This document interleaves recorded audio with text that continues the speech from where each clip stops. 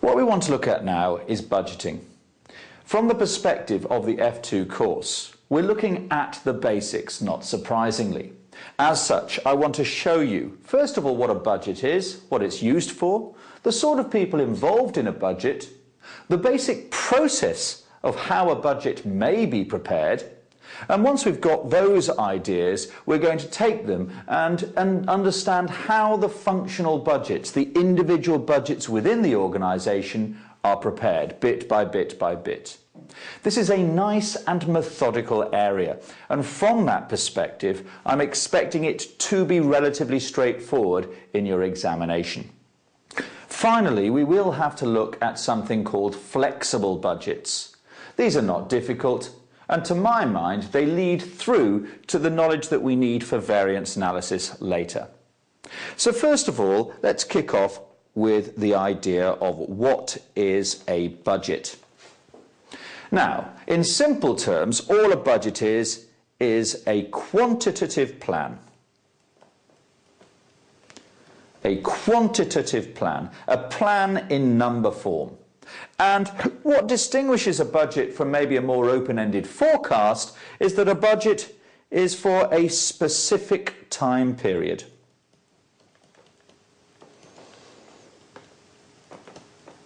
Now, when we're looking at the quantitative plan, the first thing we would say is that it's normally in financial terms. Doesn't have to be. You could prepare a budget in unit terms if you wish. But of course it's so much more easy, more flexible to look at everything in financial terms in order that we can compare and contrast different values within the budget. When we look at the specific time period, a budget could be prepared for a long period of time. You may have some budgets prepared over a number of years. For example, we could talk about a capital expenditure budget that may run to 3 or 5 years. We could also look at budgets over a far shorter period. Typically, things like cash budgets are prepared on a weekly or monthly basis. These sort of things we will look at further in the course, at papers such as F5 or maybe even P5. When we're looking at F2, we're really focusing on the annual budgeting process. So from that perspective, let's suggest it's just for 1 year. As a number of you may already know, most organisations will prepare a budget for the forthcoming year.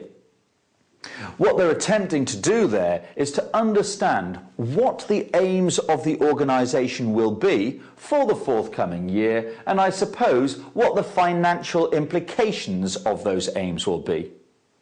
In simple terms, at the very least, we would want to know what sort of money we would expect to make in 1 year's time. In order to do that, we have to gather all elements of the organisation together. And that's what we're going to look at in a moment. Before we do that, let's just think about the sort of functions that a budget is required for. What sort of purposes are there? What are the reasons why we prepare a budget? So, if we're going to look at that first of all, if we're looking at purposes of budgeting,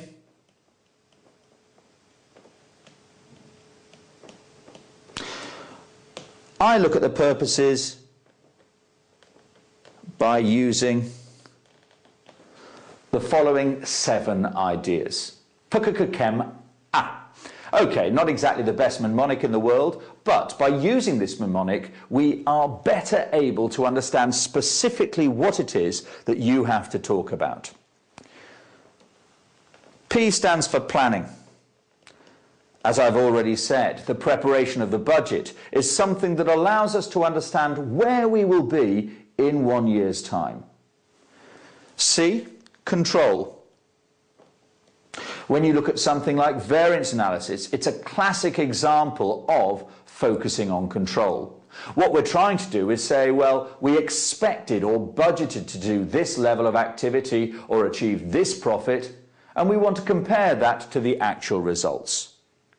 We will briefly look at the idea of budgetary control when we look at flexible budgets, but it is something that is covered in far more detail when we get to F5 and papers at a higher level. C stands for communication. You could argue that the budget is there to allow all individuals within their small parts of the business to understand the bigger picture. One of the big problems with large organisations is that people within a department do not understand how they fit in. Therefore, the budget forces, or at least encourages, people to work towards a common aim of the organisation. C stands for coordination. I suppose linking to what we've just said. What we want to do is to get everybody dragging towards the same aim, the aim of achieving what the organisation as a whole wants. If we're looking at coordination, in simple terms, we could look at it this way. If we intend to sell, say, 1,000 units, it would make sense to gear up the production facility to produce those 1,000 units. In essence, coordinating each part of the organisation so it understands its place within a bigger plan. E. E stands for evaluation. In simple terms, we can say, well, the budget is what we can evaluate the individual department, or possibly more importantly, the individual manager within that department. We say, that is what you should achieve, and then at the end of the year we can come back and see whether or not they have achieved their target. And closely linked to that is the idea of motivation.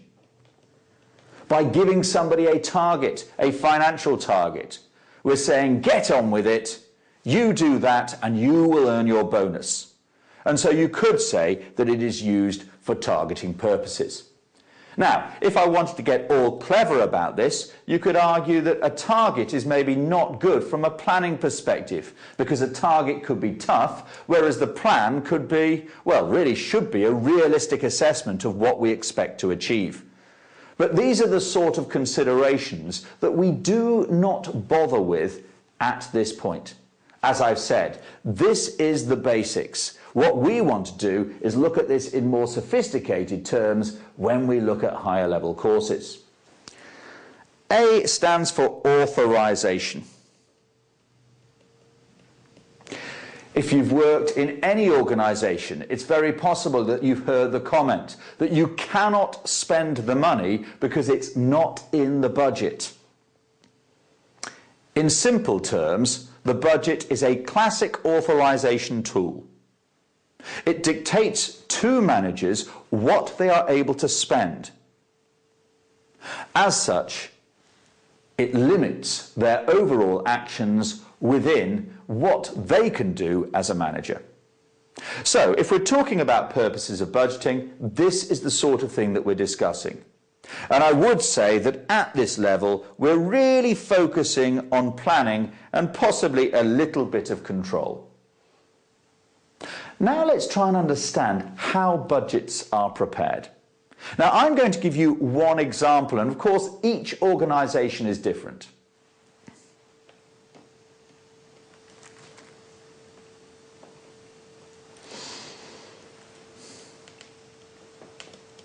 So let's look at the stages in budget preparation.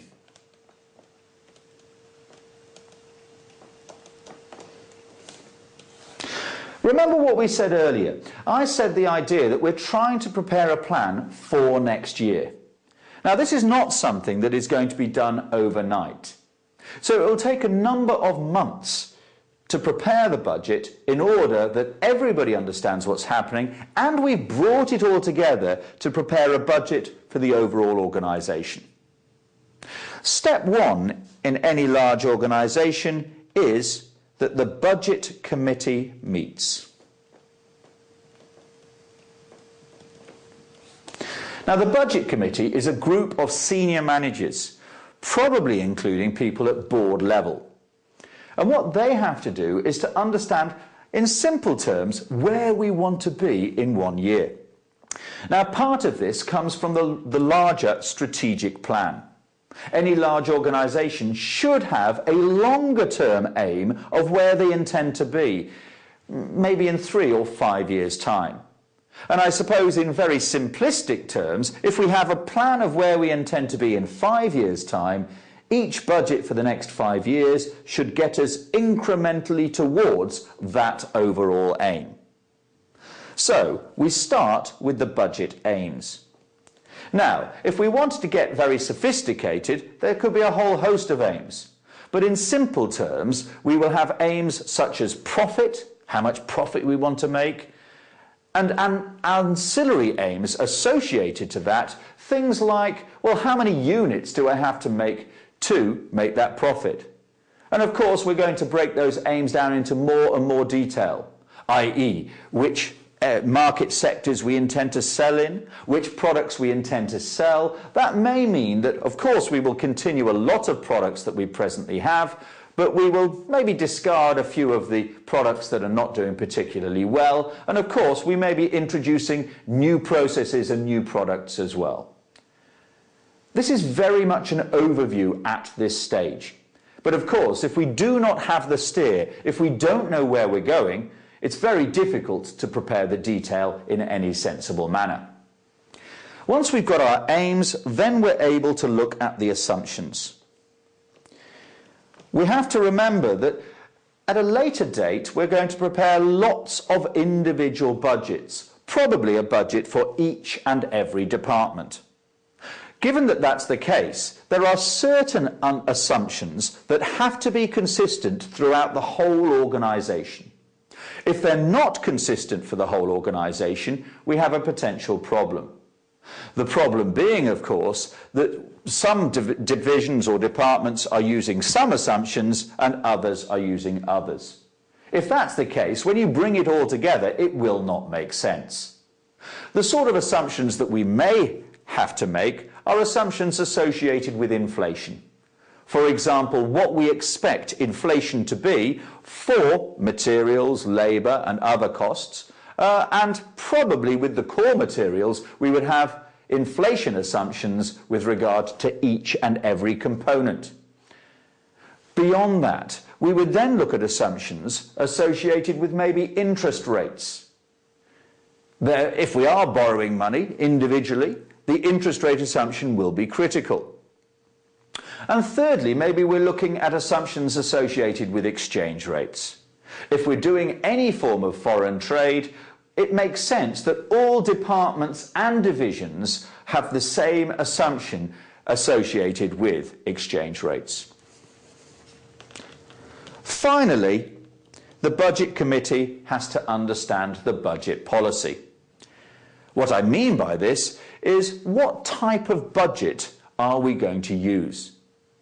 We don't talk about types of budget that much at this level, but budget policy simply dictates the type of budget we're going to use and the simple processes associated with budgeting, down to what sort of documentation we use to gather all the information.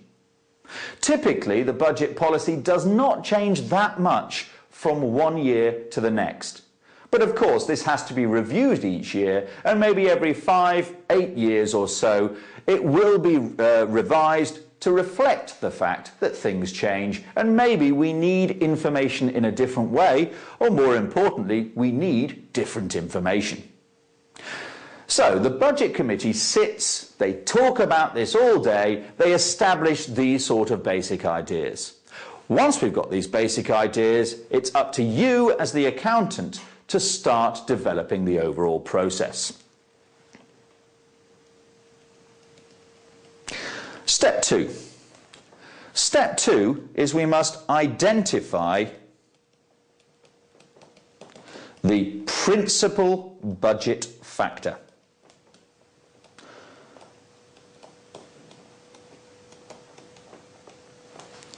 Identify the principal budget factor.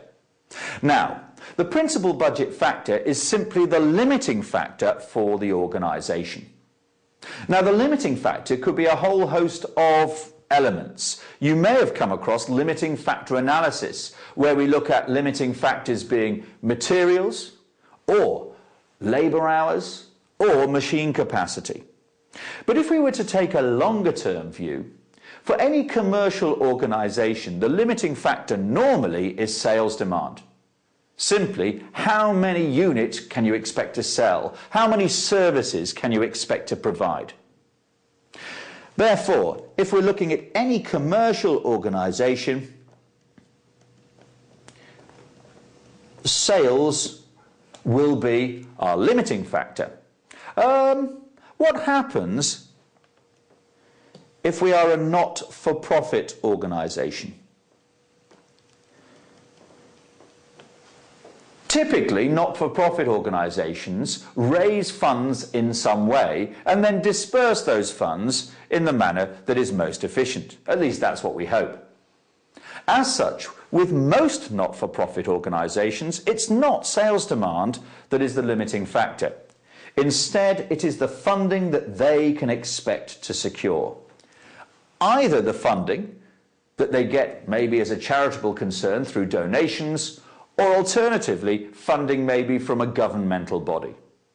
Can I say, from the sort of thing that we tend to look at, we invariably are looking at a commercial environment, at least in this particular paper, and therefore sales demand will be the principal budget factor.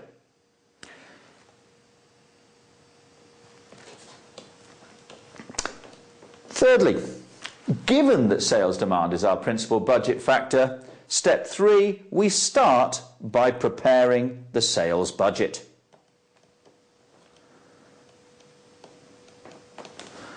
To prepare the sales budget, what we have to do is to understand the relationship between volume and price. Now, if that's the case, are we as accountants expert in this area? Now, of course, maybe we can provide all the information from previous years to get an understanding of what's occurring. But I would argue that when we prepare the sales budget, it is down to the marketing department and maybe the sales department to have their say. The issue about this, of course, is that preparing the sales budget is difficult because it is based on guesswork. We're looking at the future, and of course the future is uncertain. All I would say is this. We really have to think long and hard about the realistic aspect of the sales budget. Because if the sales budget is not realistic, everything else that we prepare is going to be highly unrealistic and probably pointless. So we prepared our sales budget, and once we prepared our sales budget, then we can go through the steps of preparing all other budgets from this point. Remember, we start with the sales budget because it's the principal budget factor, the limitation on what we can do. Once we've got the limitation, then we can work bit by bit through the organisation from that. So what we do now is we prepare all functional budgets. Now, if you don't like the word functional, I suppose what I'm talking about are departmental budgets. All I'm saying here is that each and every part of the organisation will have to prepare its own budget. Now, a fundamental idea behind budgeting is this. When we're preparing functional budgets, instead of imposing the budget on the manager, what we want to do is to encourage the manager to prepare their own budget. We describe this as the participatory approach.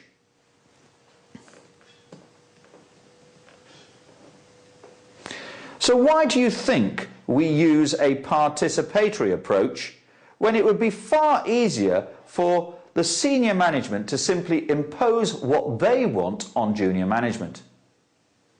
Well, in simple terms, there are two reasons. One is that we would expect departmental managers to have local knowledge. We would expect them to know more about the detail of what they do than anyone at head office. But that's not the real reason. The real reason is this. What we want to do is to promote the idea of ownership. We want the individual departmental managers to prepare their own budget. Because if they prepare their own budget, they will feel as though they own it, and hence they will be far more likely to work hard towards achieving it. Fundamental to most budgeting is that we adopt this participatory approach. Please note, we don't have to. In certain circumstances, we may have to impose budgets. Maybe we have no choice. Maybe we're introducing something so new and something so innovative that we must impose from head office down rather than allow managers to prepare their own thing. But fundamental to the basic idea of budgeting is that we allow participation. Remember, it is a motivator, and it goes back to that reason or purpose that we talked about earlier. Once we've prepared our budgets at a departmental level, we have to reflect the fact that, well, hold on a moment, human nature is going to work against us. Think of it this way. If I ask you to prepare a budget, will you prepare a budget that is easy or difficult to achieve? I think for most of us, we would prepare an easy budget, make our lives easy. So when it comes down to comparing our actual results to the budget, we can easily do a good job and get our bonus. From that perspective, what we have to do now is to try and eliminate all of those elements that departmental managers have built into their budgets to make them easy. For example, if you're preparing your own budget, maybe what you will be inclined to do is to increase the cost base a bit. By increasing the cost base, it will be far more easy for you to achieve that target without having to work too hard. So our next step is to negotiate.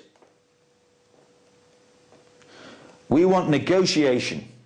Now, negotiation will be between the departmental managers, those people who have prepared their budgets, and their senior managers.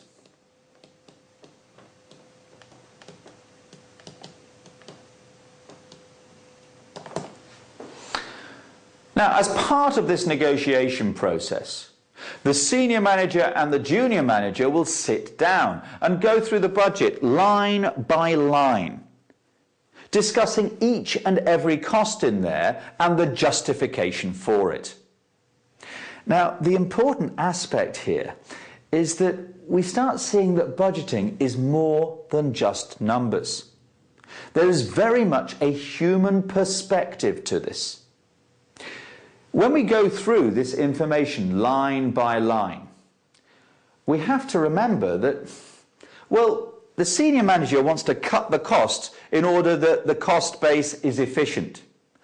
But if they cut the cost too far, the junior manager will be unhappy and lose the ownership of the budget that they originally prepared. So there must be a balance between the two.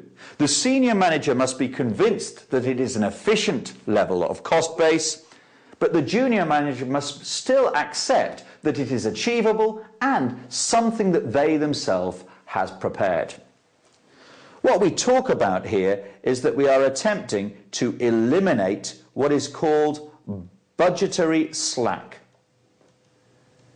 Slack simply being the excess cost that has been built in here. Another way that this may be described is you may see budgetary bias. The idea that the junior manager has biased in their favour the budget that they're looking to carry out. Please remember this human perspective. Having said that, it's relatively difficult for the examiner to bring this out at F2 using objective testing. Let's move on. So, what have we done so far? We've prepared our sales budget, and from the sales budget, we've established all other budgets arising from this. So maybe we have tens, hundreds, or even thousands of individual budgets. What we want to do now is to bring it all together. And to do that, we must review. We must review all the individual budgets and prepare the master budget.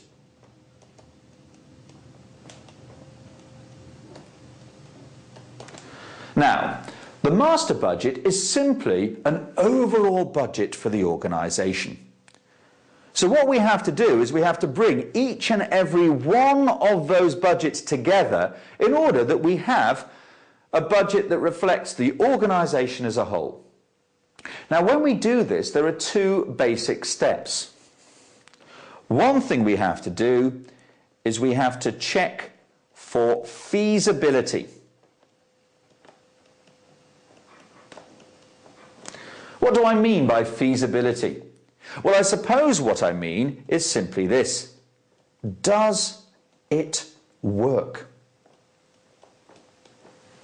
Remember, I talked about the idea of the fact that we have to coordinate all of the budgets together. When we talk about feasibility, all we're saying is that when we bring the budgets for all departments together, do they add up? Does it make sense? For example, is the volume that we're looking at from a sales perspective reflected in our production budget? Is the volume in our production budget reflected in, say, the maintenance department's budget, and so on and so forth? Now, of course, when we look at feasibility, we're going to find errors. And when we find errors, we have to revise the budgets in order that they all are brought into line. Now, if that's the case, it probably means that we go all the way back to the sales budget, or at least the preparation of the functional budgets. And this is where we tend to do a large number crunching exercise.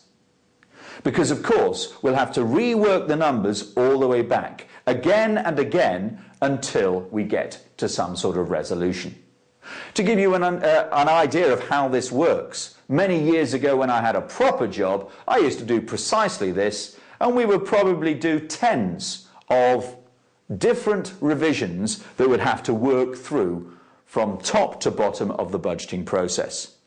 And I think from that perspective, all we do is we thank very much whoever it is who prepared the spreadsheet package those many years ago. Once we've checked for feasibility, then we check for acceptability. Is the budget acceptable? Well, hold on a moment here. Acceptable in what way? Well, I suppose this drags us all the way back to what we talked about at the very beginning. Do you remember step one? The budget committee meets to determine the aims. You know, where we wish to be in 1 year. And maybe what happens is that we brought all these budgets together in the master budget and we see that we're not achieving that aim. The core aim typically is the profit target. Let's say that our profit target was 2 million and we're only achieving in our budget a profit target of 1.5 million. We're going to have to go back and revise to get back to the original target that we were looking for. Now, typically what happens here is this. Senior management say, fine, you got the budget, but the cost base is too high. And what they typically argue is something like this. I don't know, maybe the cost base has to be dropped over all budgets by 3 or 5%. And everybody else complains that this is a bit retrospective. But it is a typical thing that arises.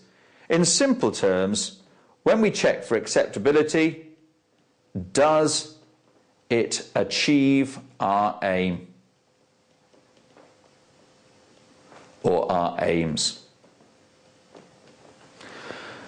So, we've done the nonsense. We have eventually got a master budget. And once we've got the master budget, from this we can prepare all of the things that we may need. We can prepare the budgeted financial statements.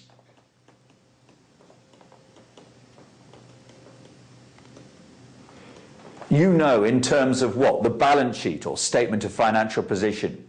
In terms of the income statement or statement of comprehensive income. It would be nice to know this sort of information, what's going to happen in 1 year in terms of the statutory accounts. And also we may prepare a cash budget. Please don't worry, this is not the sort of thing that I expect you to have to do in any computational perspective at F2. So we're nearly there. We've done the budgeting process. And I think you can appreciate that this is going to take some time. It is quite normal for the budgeting process to run over 2, 4, or even 5 months. Once we've got here, step 7 is formal acceptance.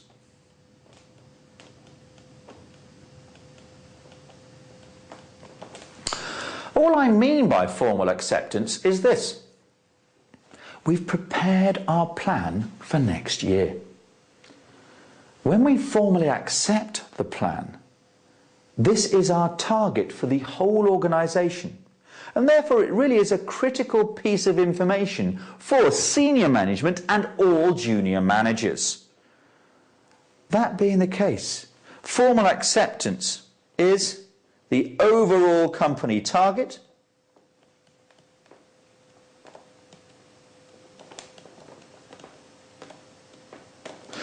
but also it is an authorization process.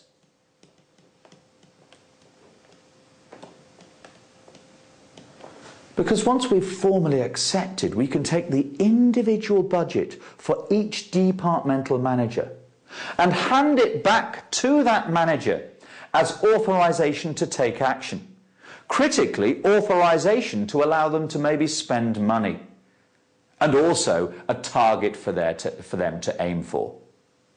So, when we're looking at the budgeting process, that's an outline. And please note, your examiner often goes after this particular area, looking for an understanding, but no more, of maybe how budgets are prepared.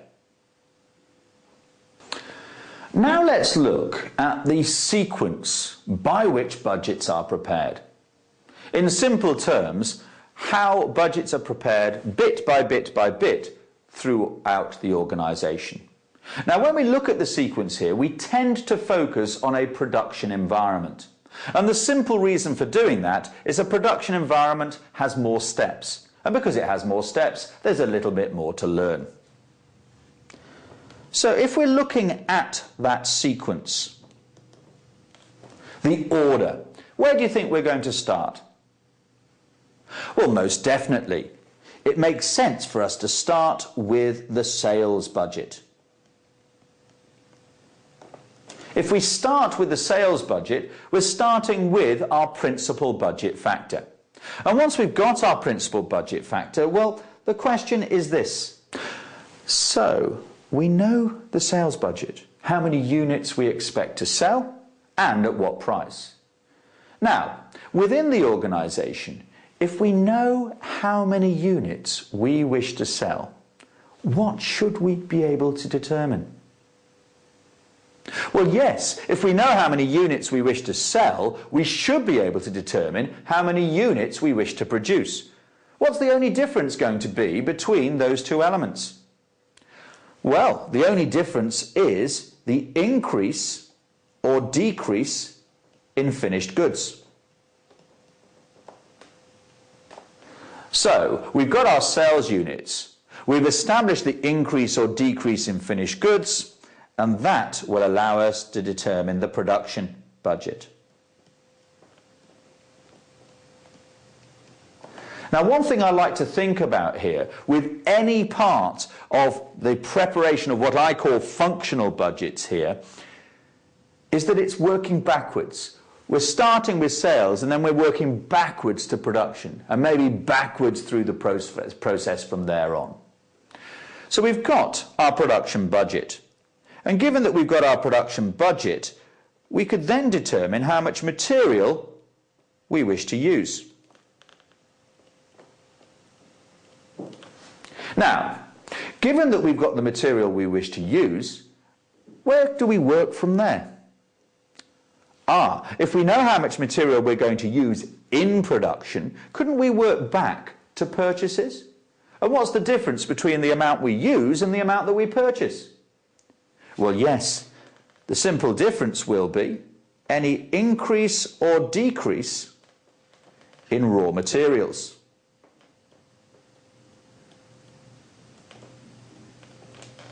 If we know the increase or decrease in raw materials, we can establish our purchases budget.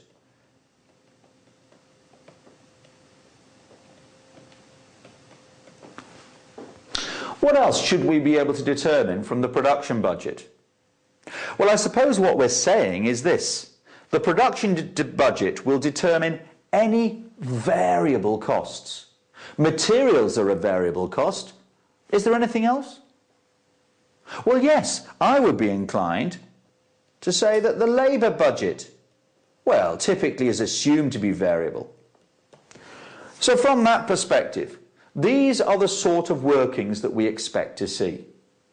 Please note that there are a whole host of other budgets that will not be directly affected by this. For example, any fixed overhead budget is likely to be wholly separate to what we're doing here. Any administration budget, or research and development budget, or capital expenditure budget, they will not be determined by sales. So they will have to be prepared separately. All I'm trying to show you here is the sequence that typically comes up in your exam. So, with that in mind, let's just go through each one in turn. Sales, production, material usage, purchases, and labour. And as such, slowly build up our understanding. I'm hoping that this is an area that you can pick up some easy marks and do very quickly in the exam. Let's look at a question. We've got a very simple question here, reading through. D Limited makes 3 products, collarette, pom-pom and cacti. Budgeted sales are 2,000 of one, 4,000 of another, 3,000 of another, and all we want first of all is our sales budget. Well, you could argue that we already have our sales budget because we have it in terms of units. But of course, it's possible that we want the sales budget in terms of revenue. Without doing anything, I think we can see that this is going to be very straightforward. But one of the issues with any budgeting question is that you have to be methodical, even if it's a 2-marker. So, we might as well do this just as a little bit of light relief. So, if we're looking at our sales budget, we have 3 products, C, P, C, if you wish. We have our units, and we're told the units are 2,000, 4,000 and 3,000. And we have the selling price. The selling price, £100, £130 and £150. And all we're looking to do here is to get the revenue. Obviously a critical piece of information. 2,000 multiplied by 100, very nice indeed, 200,000. 4,000 multiplied by 130, 520,000. 3,000 multiplied by 150, 450,000. So, very straightforward indeed. Interesting point this. Does it make sense to sum the units? Well, it may do, but you could argue that the units are each very different. The second question is, does it make sense to sum the revenue? Well, I think it does. If we sum the revenue here, what do we have? We have what? 1,170,000. Because, of course, £1 is worth very much the same as another. So, sales budget. What could be easier than that? Very much a nice and easy introduction into what we're looking at. Now let's move on to considering how we prepare a production budget. Remember what we said before. We said sales take into account increase or decrease in finished goods, and we can determine how many units we have to produce. To help us here, we've got the same example continued. We've got our budgeted sales, and those are the units that we want. Most of what we're doing from here on in will focus on units, units, units. We're not interested in the revenue. We've already established that figure. Looking below, we have the stock information. We have opening stock and closing stock. Now, my view is this. You could incorporate both of them. But as far as I'm concerned, the only thing I'm really interested in is the increase or the decrease. So if we were to look at the first product, collarette, how many units has the stock increased or decreased by? The opening stock is 500, the closing stock is 600. Oh, in simple terms here, we have an increase of 100 units. Well, hold on a moment. If we intend to sell 2,000 units, and we also intend to increase the stock by 100, how many units do we wish to produce? Yes, it really is that simple. So 2,000 units sales plus an increase in stock of 100 means that we must produce 2,100. So the way I look at finished goods stock, or for that matter in a moment, raw materials stock, is this. Because we're working backwards from sales to production, I want to add an increase in stock or take away a decrease in stock. As simple as that. Let's look at the other products. What's the change in stock for pom-pom? Opening stock 800, closing stock 1,000. There is an increase of 200. And cacti. Opening stock 700, closing stock 800. There is an increase of 100. So, and remember, I want to be methodical all the way through what we're doing here.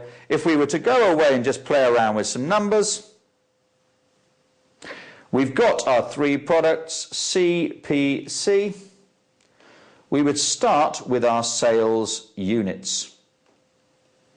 Our sales units being 2,000, 4,000, and 3,000, and when it comes to finished goods stock, we add the increase and we take away the decrease. From that perspective, what do we see here? Well, we're going to add 100, we're going to add 200, and we're going to add 100. There we have it. Very straightforward indeed. We have 2,100, 4,200, 3,100. Those will be our production units.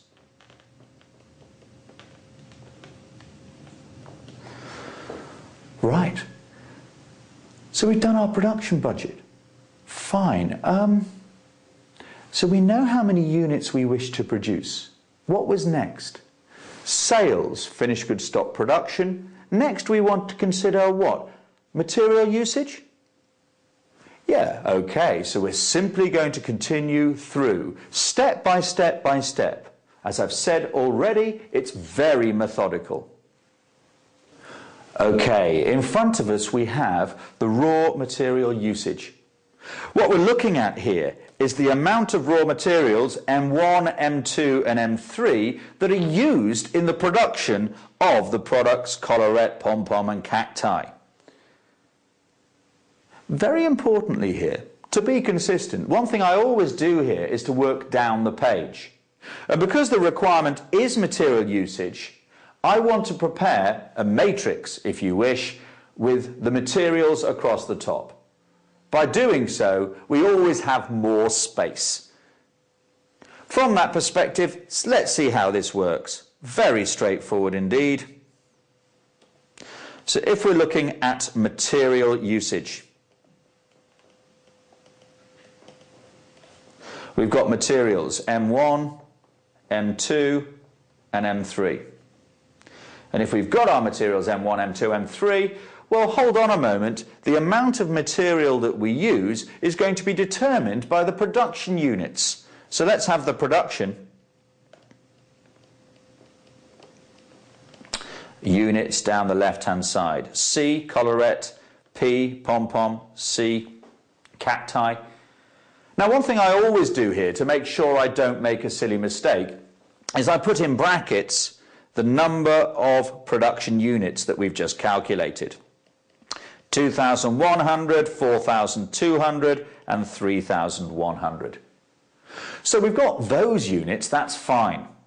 And all I want to do is to establish the usage. Let's just go back very briefly to what we had before. There we go. If we were to look at material M1, we see that 5 kilos of M1 are used in collarette, and 3 in pom-pom, and 2 in cacti. Should we just focus on those first of all? So, if we were to look at M1 and collarette, the first product, we said 5 kilos of M1 were used for each unit of collarette. If there are 2,100 units of collarette, therefore we need 10,500 kilos of M1 multiplied by 5. Working down the same column, M1, we said that there were 3 kilos of M1 required for each unit of pom-pom. 3 multiplied by 4,200 comes to 12,600. And we said that 2 kilos were required for each unit of cacti. 2 multiplied by 3,100 comes to 6,200. So not difficult at all. We can do this. Let's do the same for M2. If you look back at the notes, you will see 2 kilos of M2 are required for collarette, 4,200. 2 for pom-pom, 8,400. And 1 for cacti, 3,100. And finally, M3. No M3 is required for the first product. 2 kilos are required for the second product, and 3 for the final product, and we have the overall material usage. Fine. Well, of course, what we want is the material usage in total. So let's just sum what we have there. If we sum them, we get to something like 29,300, something like 15,700, and 17,700. Okay, so we've got our numbers. We've got our material usage. Remember, we're looking at usage here in kilos. Now, given that we have our usage, what do we then want to do? Well, I said to you that we're going to work all the way back. And we can work back from usage to purchases. What's the difference between the material usage and the material that we have to purchase? Well, the only difference is due to raw material stock. And therefore, we know before we even look at the numbers that when we look at our raw material stock, if you wish, inventory, we're going to add the increase and take away the decrease. Let's go away and look at the numbers. Okay, so we have in front of us the raw material stock. Remember the deal, it doesn't change. With any stock, what are we focusing on? Well, yes, we want to know whether there has been an increase or decrease. If there has been an increase in stock, what does that mean from a purchases perspective? Well, if there's an increase in stock, the purchases will have to reflect both the material we use plus any increase that we need. If there's a decrease, it's minus any decrease. So we add the increase minus the decrease, as simple as that. So looking at the information that we have here, if we're looking at M1, opening stock 21,000, closing stock 18,000, there's a decrease in stock of 3,000. If you wish, Some of the material usage will simply come out of stock and will not have to be purchased. M2, a decrease in stock of 1,000. And M3, a decrease in stock of 4,000. So pretty boring stuff, I think you will agree. All negative. But that makes life easier. So if we look at the increase or decrease, we take our usage, and from that we minus 3,000, we minus 1,000, and we minus 4,000. And that gives us our purchases.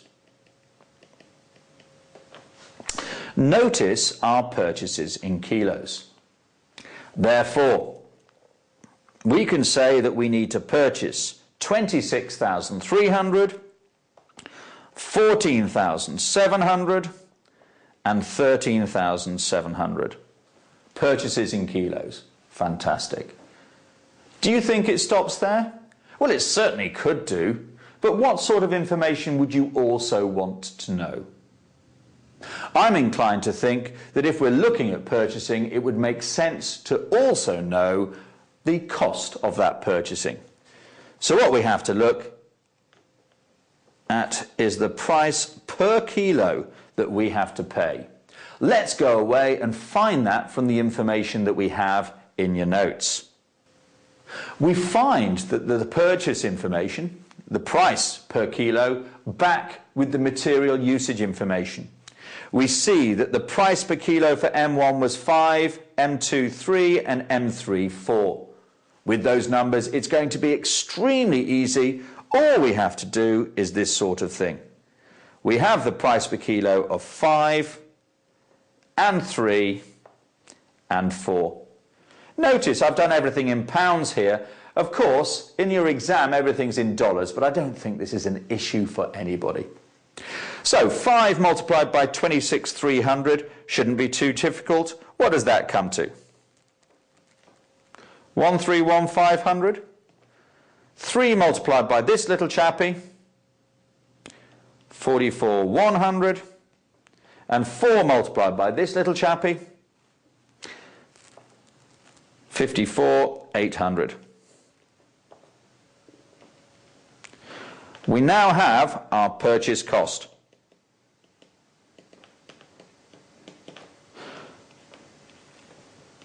Just a thought here, does it make sense to add it all up? Well, it depends what you're being asked, but I suppose £1 is very much the same as another, therefore let's just total the lot and be done with it. So that's how you deal with functional budgets. I don't think it's too difficult. You're not going to get lots of questions in this area, but it must be an area where you expect to score the marks, because I do not believe that there is any difficulty at all from your perspective. The key is to be methodical. If you wish, I would be inclined to say, always remember the basic pro forma and the idea that we're going step by step by step by step through the pro forma.